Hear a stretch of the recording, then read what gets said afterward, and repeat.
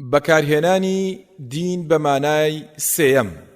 پەروەردگار لە سوورەی یونس ئایەتی 104 و 105 دەفەرمێت: قل يا أيها الناس إن كنتم في شك من ديني فلا أعبد الذين تعبدون من دون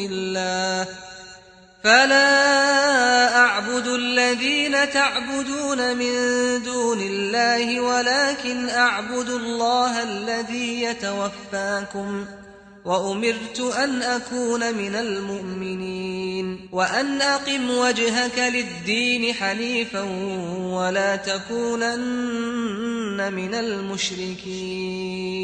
وتا بڵێ ئەی خەڵکینە، ئەگەر ئێوە گومانتان هەیە لە ڕاستی ئاینەکەم، ئەوە من ئەو بتانە ناپەرستم کە ئێوە لە باتی خوددا دەیان پەرستن کە زیان و قازان زیان نییە، بەڵکو ئەو خودایە دەپەرستم کە دەتان مرێنێ و هەر ئەو قازان و زیانی بەدەستە و فەرمانم پێکراوە کە لە ئیمانداران بم. هەمیشە پاک و سەرڕاستانە ڕوو لە ئاینی پەروەردگار بکە و ڕوو لە هەموو ڕێبازێکی تر وەرجێڕە و لە هاوڵ بڕیاردەران مەبە. پەروەردگار لە سوورەی یوسف ئایەتی 40 دەفەرمێ: إن الحكم إلا لله أمر ألا تعبدوا إلا إياه ذلك الدين القيم. واتا حكم فرماندان با پرستن و هەڵسوڕان و ویست و مڵکەتی ئاڕاستەکردن تەنها بەدەست خوددایە و فەرمانی کردووە کە بە تەنها ئەو بپەرستن. ئەمەیە ئاینی ڕاست و دروست. و لە سوورەی ئەڕوم لە ئایەتی 26 دەفەرمێ: وله من في السماوات والأرض كل له قانتون. واتا هەرچی لە ئاسمانەکان و زەویدایە لە مڵک و وەدیهێنان و هەڵسوڕان هەمووی هی خوددایە و هەمووی فەرمانبەر و ملکەتی ئەون.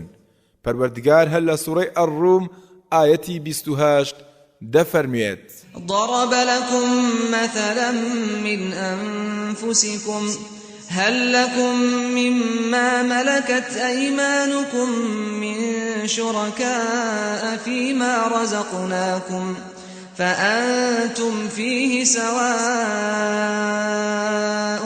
تخافونهم كخيفتكم أنفسكم كذلك نفصل الآيات لقوم يعقلون. وتا خدای گەوران نمونەیەکی لە خۆتانەوە بۆ هێناون. ئایا ئێوە ڕازین بەوەی کە ژێردەست و کۆیلەکانتان هاوبەش و برابەشتان بن لەو ماڵەی کە خدای گەورە کردوویەتی بە ڕزق و ڕۆزیتان و تیایدا یەکسان بن؟ حتمەن ڕازی نابن. باشە کە بۆ خۆتان ڕازی نەبن، چۆن ڕازین بەوەی خدای گەورە لەو مڵک و دەسەڵاتەی هەیەتی هاوبەشی هەبێت کاتێک کە ئێوە لە ژێردەستەکانتان ناترسن، لە سەرانی ئازادەکان دەترسن؟ پەروەردگار هەر لە سوورەی ڕوم ئایەتی 29 دەفەرمێت: بل اتبع الذين ظلموا أهواءهم بغير علم. واتا ئەوانەی ستەمیان کرد ئەو نەزانانەی شوێنی هەوا و ئارەزووی خۆیان کەوتن. پەروەردگار هەر لە سوورەی ڕوم ئایەتی 20 دەفەرمێت: ومن آياته أن خلقكم من تراب ثم إذا أنتم بشر تنتشرون. واتا سەرڕاستانە لا کە بەلای حەقەوە و ڕووبکە ئەو ئاینە ڕاستە و خۆت لە هەرچی ڕێچکە خوار و خێچەیە لا بدە. ئاینی پەروەردگار لەگەڵ سروشتی مرۆڤەکاندایە. خدای گەورە سروشتی مرۆڤی وا بەدیهێناوە کە یەک خواپەرست بێ. گۆڕینی دەستکردی خوددا بە هیچ شێوەیەک ماف و توانا و بواری نییە. ئەمەیە ئاینی ڕاست و دروست، بەڵام زۆربەی خەڵکی نازانن. پەروەردگار لە سوورەی ئەننوور ئایەتی 2 دەفەرمێت: الزانية والزاني فاجلدوا كل واحد منهما 100 جلدة ولا تأخذكم بهما رأفة في دين الله إن كنتم تؤمنون بالله واليوم الآخر وليشهد عذابهما طائفة من المؤمنين. واتا صدقمچی لە هەر یەک لە زیناکەرانی مێینە و نێرینە بدەن لە جێبەجێکردنی حکمی خوددا بەزەیتان نێتەوە.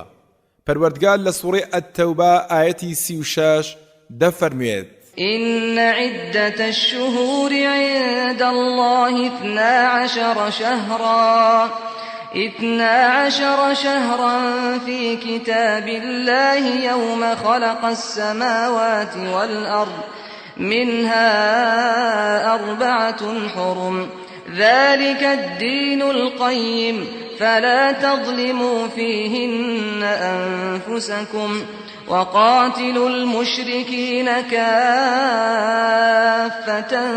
كما يقاتلونكم كافة واعلموا أن الله مع المتقين. وتا بێگومان لەو ڕۆژەوە خودای گەورە ئاسمانەکان و زەوی دروست کردووە بەپێی سوڕانەوەی مانگ 12 مانجی داناوە بۆ هەژمار و حکمی شەرعی لەوانە 4 مانجیان حرامن واتە گەورە و ڕێزلێگیراون و جەنجیان تێدا حرامە کە بریتین لە ذوالقیعدە و ذوالحیجە و محەڕەم و ڕەجەب ئەمەیە ئاین و یاسا و دەستور و دروست و تەواو. پەروەردگار لە سوڕەی یوسف ئاەتی 76 دەفەرمێت كذلك كدنا ليوسف ما كان ليأخذ أخاه في دين الملك وتا ئاوا تەکبیرمان بۆ یوسف کرد تا بتوانێت براکەی لای خۆی بهێڵێتەوە چونکە بەپێی یاسای پاشای میسری ئەو سەردەمە نەیدەتوانی بیگرێت لەبەرەوەی یاسای سزادانی دزی لای ئەو پاشایە وابوو کە لە دزەکە بدرێت و دووقاتی ئەوەشی کە دزیوێتی لێی بسێنرێتەوە. پەروەردگار لە سوڕەی ئەلئەنعام ئاەتی 137 دفرميت وكذلك زين لكثير من المشركين قتل أولادهم شركاؤهم ليردوهم وليلبسوا عليهم دينهم ولو شاء الله ما فعلوه فذرهم وما يفترون.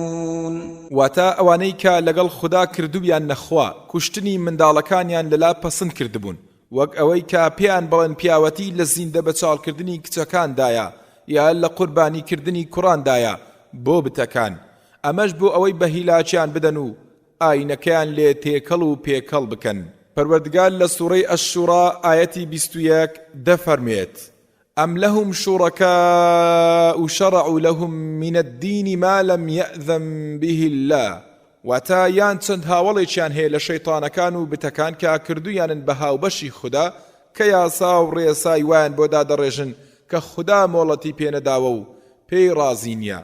ویان لە سوڕەی کافرون کە دەفەرمێت لەکم دینکم وەلیە دین واتا ئاینی خۆتان کەدابوو نەریت و یاسا و دەستورتانە بۆ خۆتان و یاسا و دەستوری خۆشم بۆ خۆم.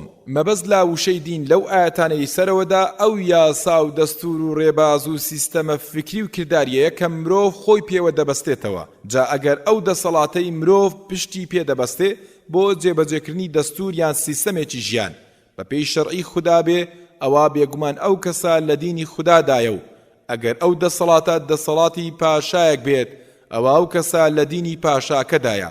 ئەگەر دەسەڵاتی قەشە و شێخەکان بێت ئەوە ئەو کەسە لەگەڵ دینی واندایە.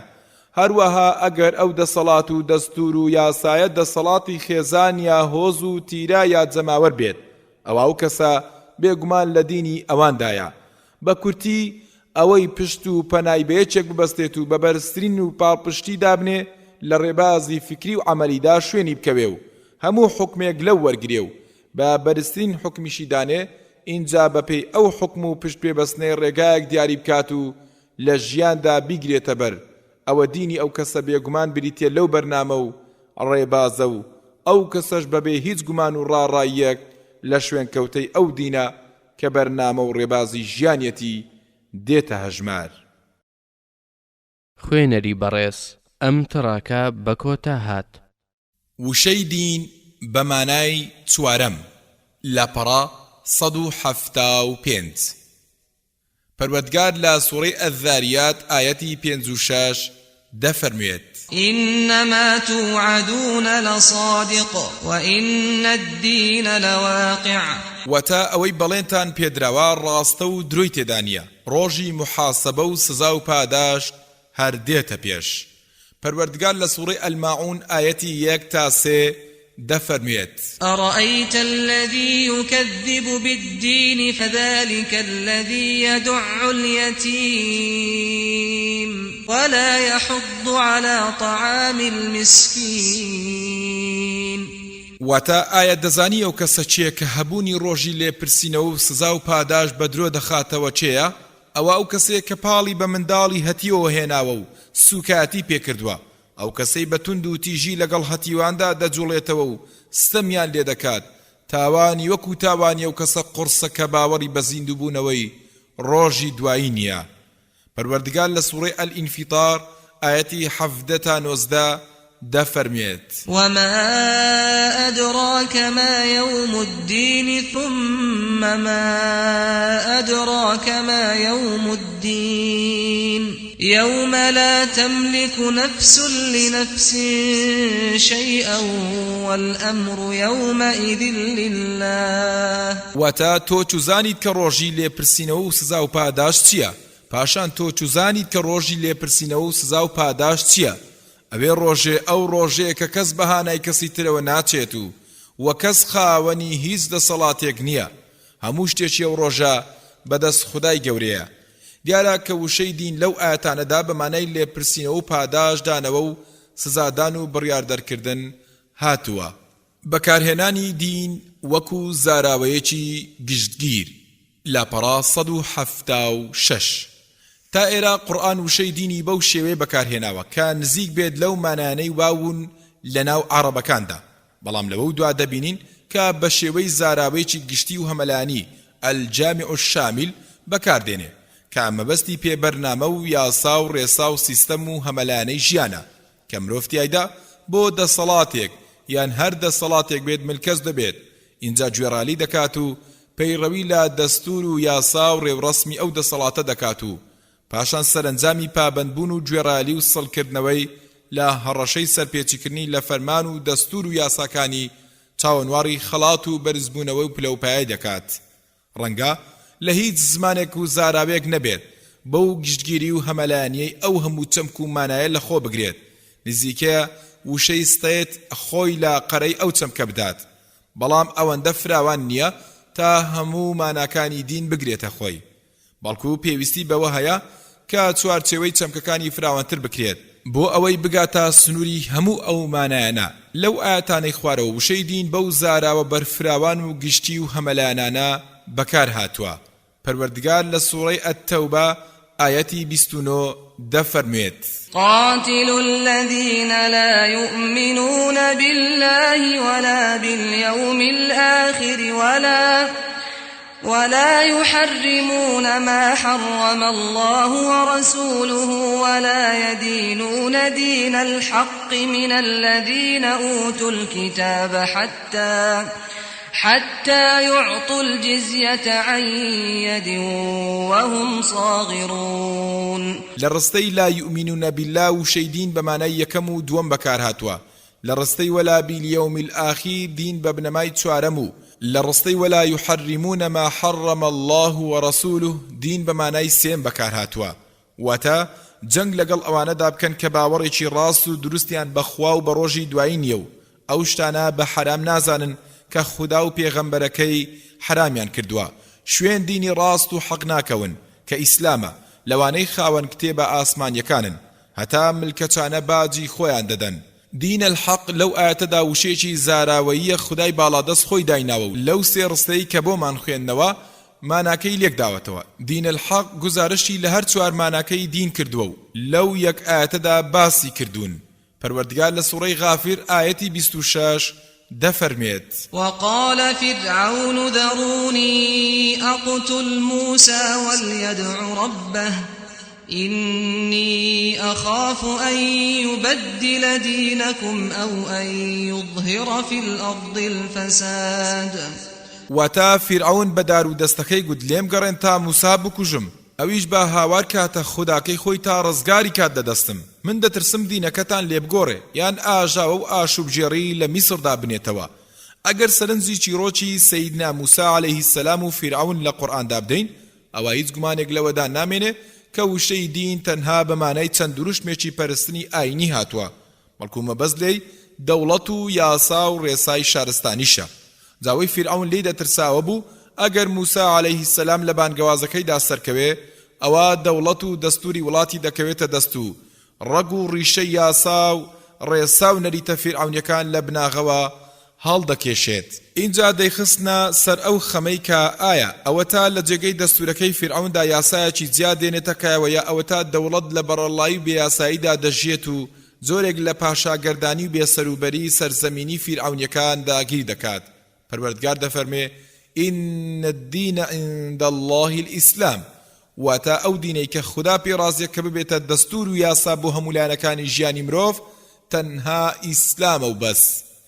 ومن يبتغي غير الإسلام دينا فلن يقبل منه، واتە هەر کەسێک جگە لە ئیسلام سیستەم و دەستور و یاسایەکی ژین بگرێتە بەر و پەیڕەوی لێ بکات دوای ئەوەی کە خودای گەورە محەممەد صلی الله عليه وسلم نادووە، ئەوە لێی وەرناگیرێت.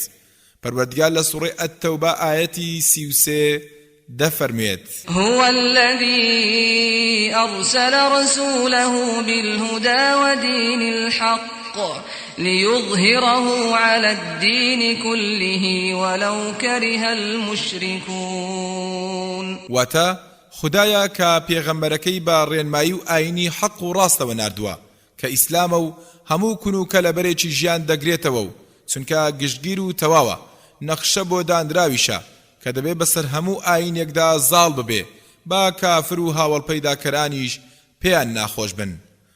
پەروەردگار لە سوڕەی ئەل-ئەنفال ئایەتی 39 دەفەرمێت وقاتلوهم حتى لا تكون فتنة ويكون الدين كله لله. واتا ئەی ئیمانداران جەنگ لەگەڵ کافر و هاوڵپەیداکەراندا بکەن تا نەبنەهۆی پاشگەزکردنەوەی خەڵکی لە ئاینەکەی خوددا و هاوڵپەیداکردن و شیرک بڵاو نەبێتەوە پەرە نەستێنێ و تا دەستور و یاسای ژیان هەر دینەکەی پەروەردگار بێ.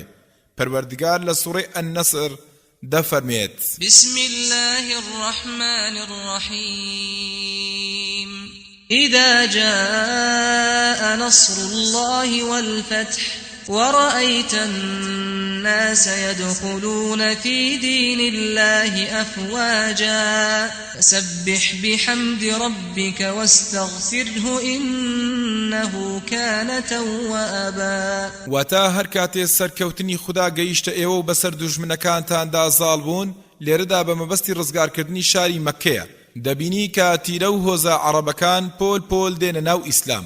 جا لەو کاتانەدا زۆر یادی پەروەردگار بکە و داوای لێ خۆشبوونی لێ بکە.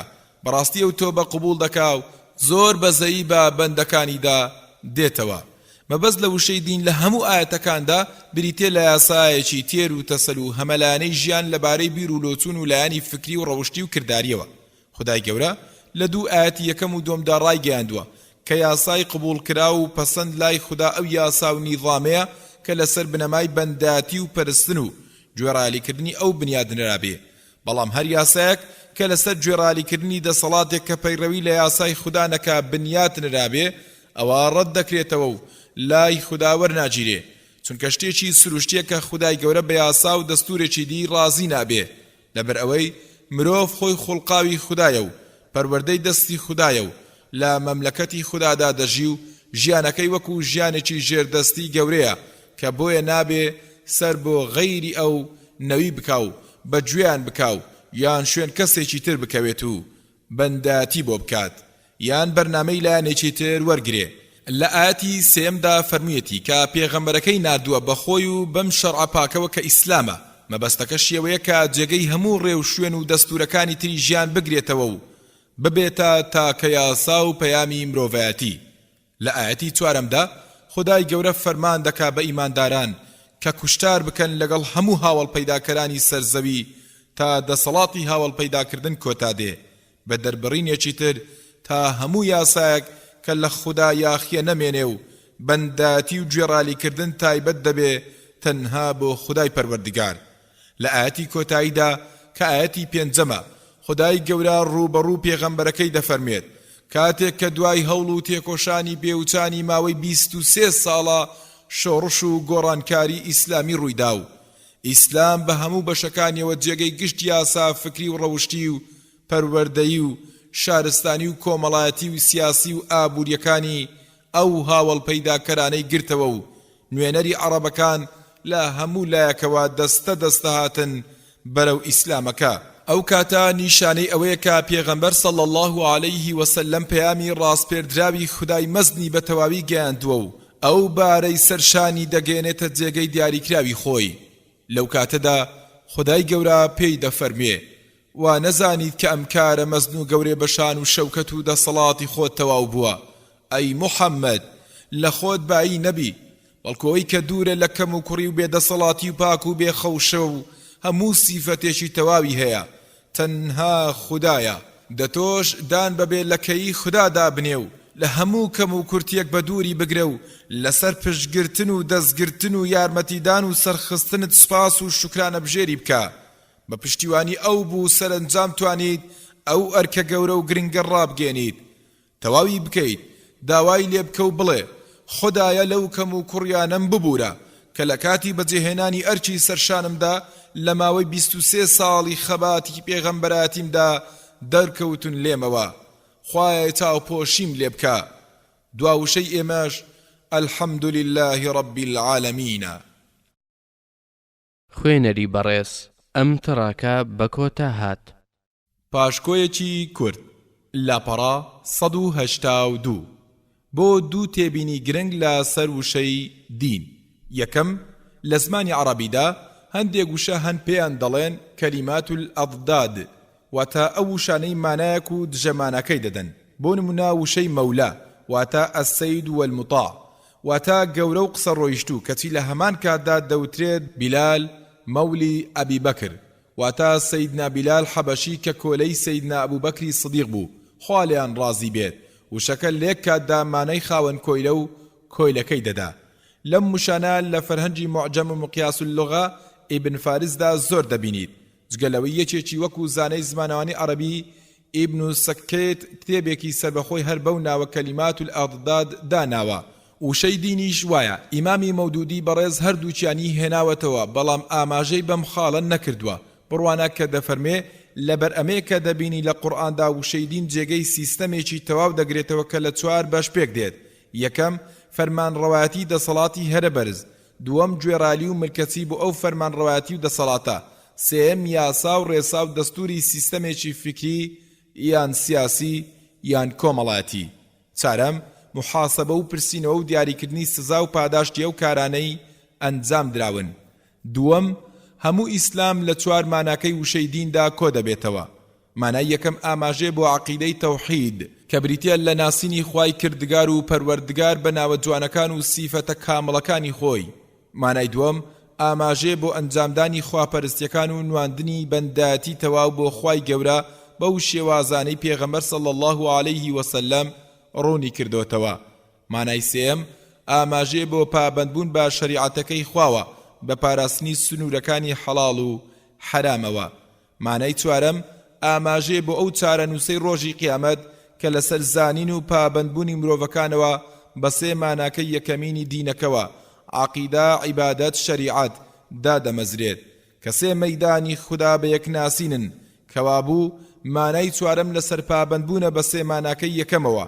کابراگەر خودای ناسی و پەرستی و پابەند بوو بە شەرعەکەیەوە شانی پاداشتی خوش دەبێت. ئەگەر لێچێک لەم سێ مەیدانە خواناسیندا کەم تەرخەم بوو شانی سزا دەبێت. لەم ڕوانگەیەوە کە یەوم الدین ناشێت بکرێتە ڕۆژی دوایی یان ڕۆژی قیامەت یان ڕۆژی پرسینەوە، چونکە پرسینەوە بەشێکە لە مانای چوارەمی دین. دەشێت مانای یەکەم و دووەمیش پێکەوە گرێ بدرێنەوە ببنە مانای خواناسین. بە پێناسەی ئیمامی ئیبن قەیمی جەوزیە تەوحید المعرفة والإثبات. مانای سێمیش دەبێت تا پابەندبوونی ویست و ئیرادەی مسلمان بەو خوداناسیەوە کە ئەو ناوەی ناوناوە تەوحید الإرادة والقصد. مانای چوارەمی لای ئیمامی مەودودیش دەبێت تا مانای سێمی دینەکە لای ئیمامی ئیبن القەیم کە لای هەردووچیان بریتە لە ڕۆژی پاداشدانەوە و سزادان. ڕەحمەتی پەروەردگار لە ئیمامی مەودودی کە بەم نامیلکە بچووکی نەوەکانی سەردەمی خستەوە سەربایەخدان بە زاراوەی قورئانی و گرێدانەوەی واتە جوداوازەکانی و چەسپاندنەوەیان لە واقعی نوێی ئومەتەکەدا. سبحان ربك رب العزة عما يصفون والسلام على المرسلين والحمد لله رب العالمين. خوێنەری بەڕێز ئەم کتێبە بە کۆتا هات.